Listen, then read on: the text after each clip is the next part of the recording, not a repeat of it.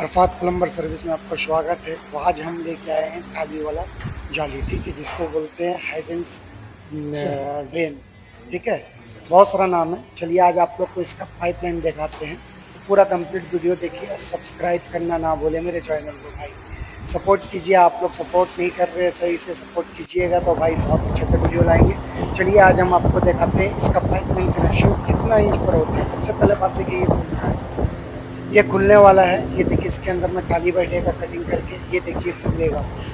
ये खुल के क्या होता है ना, कभी साफ उफ करना रहता है तो इसका लिंक के साथ में देता है, वो भी मैं दिखाऊंगा, ठीक है। ये देखिए 3 इंच का अपना कनेक्शन से होता है। 3 इंची, अगर 4 इंच दीजिएगा तो थोड़ा सा मुश्किल है, मगर बैठ जाता है, कोई बात नहीं है। मगर 3 इंची में सबसे परफेक्ट बैठता है भाई। लीक उक होने का कोई, डैम वूम होने का कोई ये नहीं रहता कुछ।